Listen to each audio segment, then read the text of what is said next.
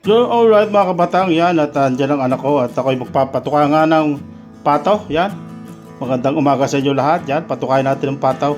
Nakakatuwa na magpatuka ng pataw kapag ganun kadamay. Yung iba'y nasa galaan pa. So, napakadali lang mag-alaga ng pataw mga kabatang. Kahit anong ipakain mo dyan, dahon ng saging, malunggay, yung sakwa ng saging, talagang kinakain nila, mga nyog, biniak mo. Kahit na ano, yung mga tira-tirang pagkain na natira sa inyo, mga kanay, lahat na kinakain. Napakadali mag-alaga ng pataw. Hindi kagaya sa mga manok masisilan. Ito kahit anong ipakain mo, yung mga pinagbitukan ng mga isda, yung mga yung mga tira-tirang pagkain talaga na walang masasayang talaga. Sadyang napakadaling mag-alaga ng pataw. Kaya mas madali pang alagaan ng pataw kasi mga asaw. Kasi ang pataw, kahit anong ihagis mo, kakainin yan. Sa asaw, pagka walang ulam, hindi makain. Ito, yung pato. Kahit anong ihagis mo diyan, kakainin eh. Walang pili-pili. Basta talagang hanga ko sa pato talaga. Dahon ng saging noon, aking yung mga dahon ng saging, kain nila. Sakwa. Grabe ka, gagaling tumpa. At yan, mga anak ko naman ay nagduya na. Yan. Yung batang isa kulit din. Itong batang ito, lagi din nakasunod sa akin yan. At tagal kong naiwan yung mga batang yan eh. Allah! Tuwarik na. So yun, at napaka lagyan nga ng duyan din eh. Lagi doon siya nagduduyan dito. Kasarap din tumambay sa may puno ng santaol dito sa may likod ng aming bahay. So yun nga ang aking anak at nahuli nga ng aking asawa. So yun. At tingnan daw yung itlog ng pataw kung marami. So titingnan natin yung itlog ng pataw. What?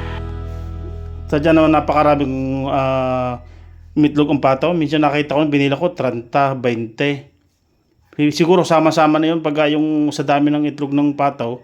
Siguro yung mga itlog ng iba sama-sama na. Hindi yung kanya-kanyang pugad. Pagkakaalam ko ganun eh. Minsan yung itlog ng iba, yung isa nasama na kung ano saan may itlog ng puga, doon din na itlog yung isa. So yun nga mga batang, tayo magdidikit ng apoy. Yan. At bunot ang aking kinukuhan. Yan, pag nagdidikit ng apoy, ginagamit ko yung bunot, tapos mga sirang tsinilas. Tapos gagatungan ko na yan, napakadaling maglingas ng mga sirang tsinilas. Ganyan ako pag nagdidikit ng apoy. Napakadali. At yan, ang anak ko naman, lagi nang nasa likod ko. Lagi nang kabuntot sa akin yan kung saan pumunta. Makakatuwa naman ay kahit anong iutos mo, nauutusan na, puputukan ng pato, lahat na. Puno ng kahoy. Yung panganay ko naman ay tagahugas ng mga plato, yan, guwawalis, kakalinis ng bahay. Kaso nga lahat talaga, mga batang yan, pag napahawak ng cellphone ay kung hindi mo pipigilan na hindi iwan ang mga cellphone. So yun, mga kabataan, at yan na tayo magagatong na. Napakasarap talaga magluto sa probinsya. Yan ang sinasabing lutong probinsya. Pag sinabing lutong probinsya, mga kabataan, yan ay sa kahoy lulutuin. At ikinasa probinsya talaga. Ibang iba kasi yung lutong probinsya, yung ang aroma ng kahoy ay yung usok pag sa niluluto mo ay talagang parang naamoy mo sa niluluto mo, kagaya ng sinaing na bigas, kung anong niluluto mo. So yan mga kabatang, at magsasaing muna tayo ng bigas. Yan. At yung bigas po dito, binibili lang namin dito sa Mindanao, yung bigas. Hindi po ito yung biling yung galing sa mga NFA, yung mga inaangkat ng Pilipinas. Ito po ay dito sa Mindanao dahil marami po ditong palay. Madami ditong bigas. Ang problema lang hoy, pambilay. Talagang sa nagmahal talaga ang mga bigas. Siyempre, namahal din ang mga fertilizer, namahal din ang kurodo, talagang mamahal lahat talaga. Diyan hindi mapipigil ang pagmamahal ng mga produkto na bibili natin. Lalo na yung mga kurodo, mga gasolina. Pag nagmahal yan, lahat ng bilihin tataas yan. Dahil ginagamit niya sa transportasyon yan eh. Alangan di tumubo yung mga nagninegosyo. Siyempre, papatong din yung mga krudo. Kakaltas din yun. At talagang pag hindi kinaltas yung mga krudong yan, mga gasolina, sa mga truck, mga kung ano-ano baga, wala, lugi ang magninegosyo kaya namahal ang mga bilihin. So yun, isasalang na natin yan. Yun, naisalang ko na mga kabatang. Grabe. Ganda ng lingas ng apoy eh. Sa pugon, tawag ko dyan sa pugon yan mga kabatang eh. Pinagawa ng aking asawa pugon. Kaya maganda. So yun. Magluluto po tayo mga kabatang ng adobo. Pork adobo, yan. Na-marinate ko na po yan, yan. Para malasang malasa. Yun, no. So yun mga kabatang, tigluluto na ito mamaya-maya pagkaluto ng ating sinaing. Doon natin luto sa kahoy para masarap. Nilagyan ko nito ng toyo, kalamansi, paminta, yan o.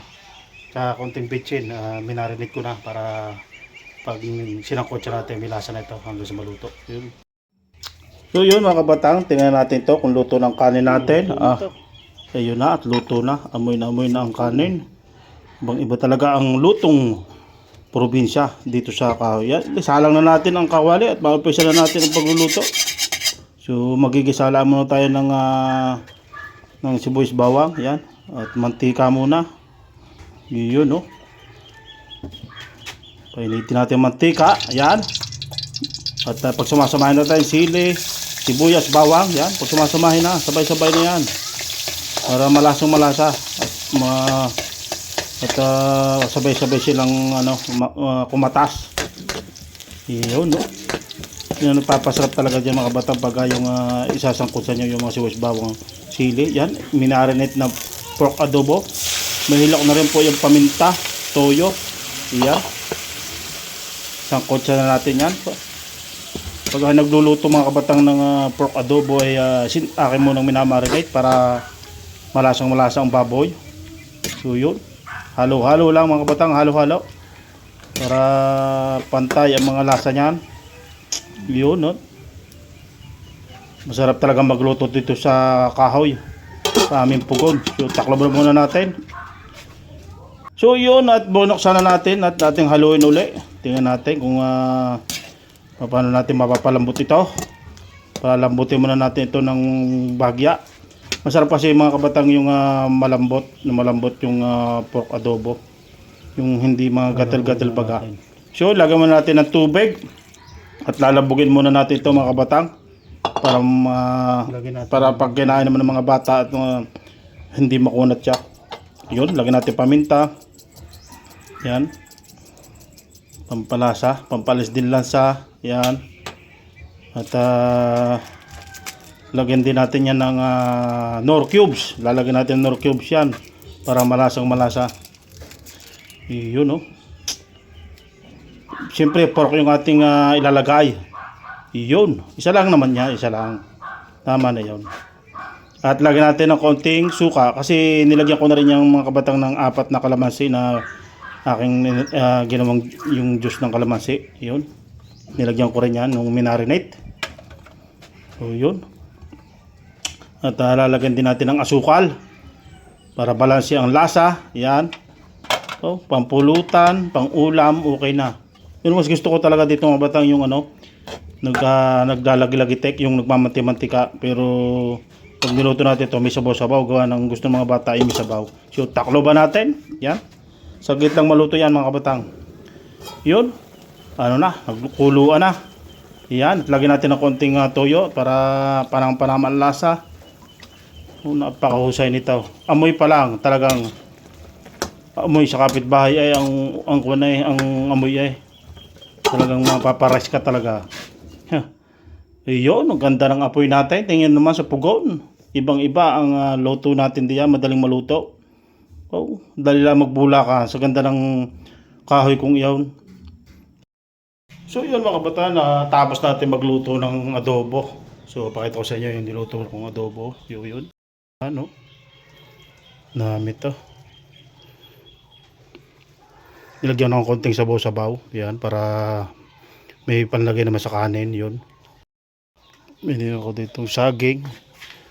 Sarap to. Yan o. Yun o. Balik rin natin yan. Yun o. Yun o. Nice na. Yun o. Konti na lang, maluluto na to. Sarap yan. So yun mga kabataan, yan at naghahain na ako. At bigyan ko ng mga kanin ng itong mga batang ito. Yan. At talagang gustong-gusto nila ang ulam nilang pork adobo. O, talaga daw mapapara sila ng kain. Yan. At gustong-gusto nila yung mga ganyang lutong adobo. Ang mga bata nga naman, gusto lagi yung mga karne. Matagal bago kumain, nag-unti-unti pang panakakain ko ng mga gulay-gulay. Hindi yung kagaya ng mga bata pa kami, talagang gulay ang kinakain. Pero mga batang ito, nakain din silang gulay, pero hindi kagaya nung talaga noong kami. Puro gulay ang kinakain namin. Nagdadala nga nasa bukid. Hindi gulay ang kinakain ng mga ulam. Ay sa panahong aray, ang karamihan kinakain mga hotdog, fried chicken, ganyan. Tapos minsan lang makapagulay, mga gulay na kalabasa. Yan. So yun, at kumuha ko ng kanin. Yun. At yun. Kukanin po yung asawa ko. So yun, kain po tayo mga kabataan, kain. So yun. At magpe-pray muna tayo bago kumain. Talagang napakasaya ng pamilya pag sama-sama. Ay apat lang naman kami dito sa bahay na ito. Yan po, ito po ang Buhay Mindanao. Doon sa mga shoutout po sa mga nanonood sa Batangas. Yan. At dito sa Barangay Taplan, dito sa Mindanao. Kung napadaan kayo sa channel namin ay subscribe na po kayo sa Purge Official Vlog. Yun. So yun nga po mga kabatang, at yung aking bunso ay kumuha nga ng coke sa rep, sa tindahan. Kumuha ng soft drinks. Sabi nila kasarap daw ng mag soft drinks ngayon. Yung po naman hindi araw-araw ang pagso-soft drinks, para daw nag Jollibee. Yan. At talaga naman panama pagka yung ang ulam may pork adobo tapos may kaunting soft drinks. Yan. Pero paminsan-minsan lang po yan. Hindi ko pinagso-soft drinks sa mga batang yan. Kami kailangan talaga tubig. Nag-request tong aking bunso na mag soft drinks daw para daw masarap. So yun, at pinakuha ko nga sa rep, sa tindahan ng soft drinks. At talaga daw solve na solve ang kanilang kain. Talaga naman pag may soft drinks, hindi naman maganda lagi ang may soft drinks. Kailangan tubig tayo mga kabatang. So yun, maraming salamat mga kabatang sa inyong panunood. At wala kayong sasawang panunood. Sana tuloy-tuloy inyong pag-subscribe at panunood sa aming channel na ito. So tuloy-tuloy aming pagbablog, at wag sana po mananawa sa aming mga vlog dito sa Buhay Mindanao. Maraming salamat po.